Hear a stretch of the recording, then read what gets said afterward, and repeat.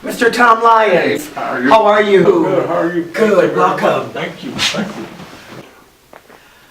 Well, Mr. Lyons, it's so good to have you here. How are you today? I'm good, thank you. Good. You know, I'm ecstatic, and I have to say it like that because I read a portion of your book, and I'm excited. Your new book, A Broken Record. That's a novel. Oh my God, that's amazing.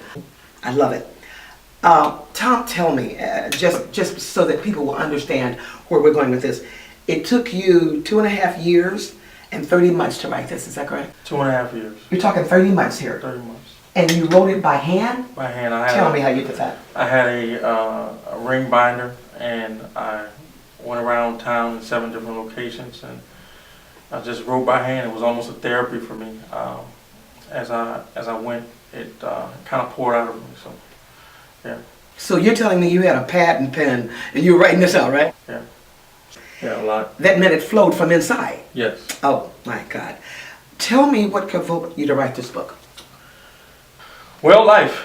I went through some personal life changes back in 2009, 2008, and middle of 2009 I moved up to Minneapolis, Minnesota, to get away from the Chicagoland area. Because a lot of times we associate, hurt with a place. That's right. And I wanted to get out of Chicago, so as big as it is, Yeah. and I ran away to Minneapolis and just needed some peace. And I went there, and I ended up having to come back to Chicago to kind of face everything, to deal with it. And when I came back, I hated the city with a passion. Yeah. And when I came back, it was a part of me healing. Mm. It was a part of me falling in love with the city that I grew up being in love with. And as a result, I ended up kind of falling in love back with the city. So, yeah. Did you ever hear writer's block? Never. You are kidding me. Never. Most writers do. Never. I never got writer's block. It poured out of me like water from a faucet. The more I wrote, the more it poured. And there were times where it was on me to write and times where it lifted. But I never sat down to write and just didn't have anything to write. Wow. It was as if someone was giving me the story and I was writing it out on paper. I love it. Yeah. So it's therapeutic. It was therapeutic. Oh my God, that's awesome. Very much. Tell me about the characters. You know, in reading it, I'm telling you, I flipped out because I was like, yeah, I was doing all this. But the characters, and they're all fictional, right? All fictional. Okay, tell me about, let's see, John. This guy is so cool. Tell me about him. I mean, he has his issues, but you know. Yeah, John Mitchell is the main character in the book, and he's this big time lawyer. He has everything that a person could ask for. Living in this fancy suburb, this huge house that he had designed, and he's got a wife, and he's got that perfect child set with a boy and a girl. But he's broken. He on the outside it looks good. On the inside, he's got issues, and that's what the book brings out. See. Let me tell you what I got out of it, that things, material things can't make you happy, only. Yes. Okay. Yeah. Okay, let me move along, I'm sorry. The wife, Michelle. Michelle. Oh God, that's a bad chick. You know I like me some Michelle, right? Tell me about his wife. Michelle is a cool character. I think there's no one that could look at Michelle and be upset with her character or say she shouldn't have said this or shouldn't have done that. She is the person who is recognizing that there's a problem and crying out. Where John is the person who is not even dealing with the fact that a problem exists. To him, everything is okay. That's awesome.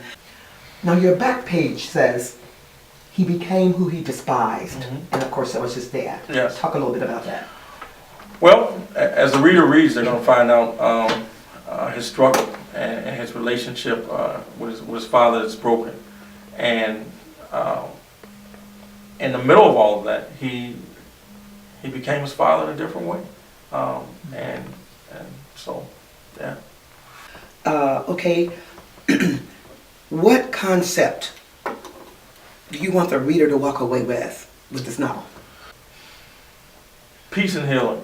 If I could say 2 words: peace and healing. I want them to walk away knowing that they can deal with their issues.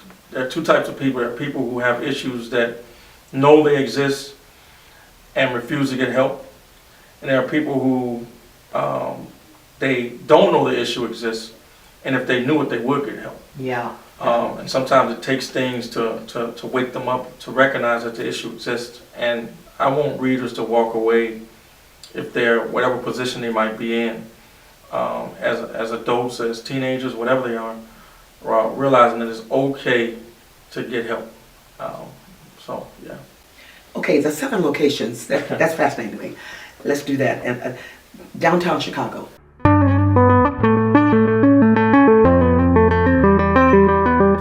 Downtown Chicago, I never knew about it, and a friend of mine named Curtis Treadwell, he said, "You got to get it out of you."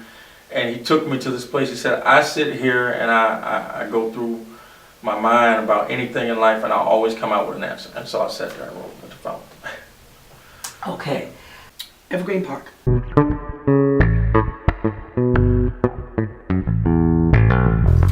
Evergreen Park was a place where different types of people would come and sit at this place of business and go on the web looking for jobs and doing business, personal business with people and stuff like that. It was quiet. And so it was easy for me to sit there and write because everybody around there was doing something. Hyde Park.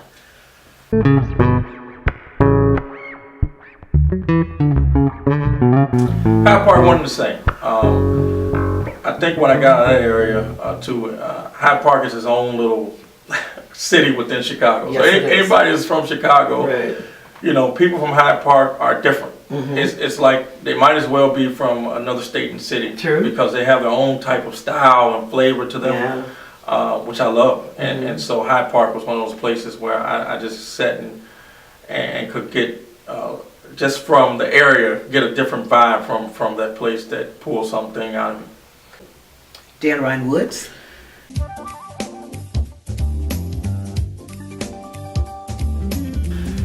Dan Ryan Woods. I started writing a book back in October of 2011, and well, late September, early October 2011. And as I sat, it was kind of what they call leaf season in the South. So colors started to change on the trees, and leaves would fall. And there weren't a lot of people out there versus the summertime when people would do their family reunions. I would sit out there with a beach chair. Oh my goodness. In the middle of the field, just writing away, and those colors would inspire me. So Ogden Park.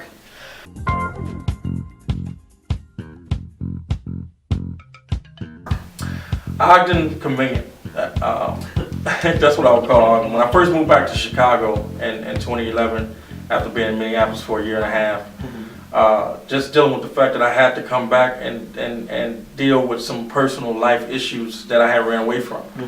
And when I came back, a friend of mine who owned several properties around Chicago, I was staying with relatives, and he said, "I know you." He says, "I'm not going to wait till you get on your feet. I'm going to put you on your feet now." He says, "I own a house over here in this area. Why don't you stay there and just house sit for me and stay as long as you need to? I won't look for a tenant." Wow. He says, "Stay as long as you need to and sit here and write." And I sat there and I wrote because it was walking distance. It was very convenient from where I was living. And so I could walk. And I had never really been to Ogden Park. That was my first time, after all these years living in Chicago, that I had ever been to Ogden Park. And I was taken by the area, by this big park that's set in what is kind of a rough area. This piece of beauty that somebody just dropped in the middle of. That's what Ogden was to me. Get out. Yeah. Amazing. Now you grew up around Sherman Park. Yes. And you went there? Sherman Park. Sherman Park was an area where local to where I grew up. So it was a place of comfort because everybody's comfortable at home. That's right. And so it was easy for me to sit there and get some type of inspiration for writing in a place that I was familiar with. And finally, Hayes Park.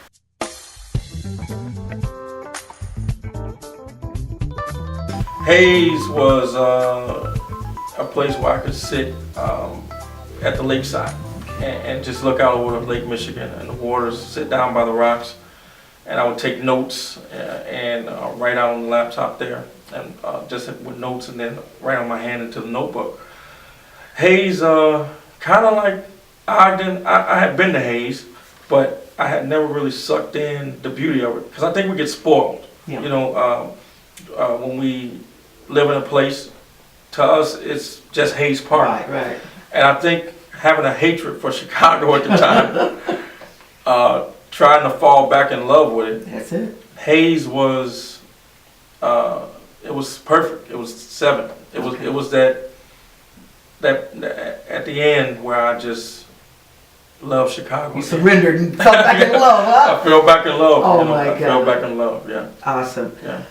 You know, it's amazing because all these 7 locations that you've given have actually enhanced your ability to pull up what's inside of you to do this. And it's just wonderful. I'm very happy for you, Tom. I really am. Thank you. Where can they get this book from? Amazon.com, www.amazon.com. May 8th is the release date. Excellent. And we're going to do a special release event, which is going to be private, which you're going to be at. Thank you, thank you.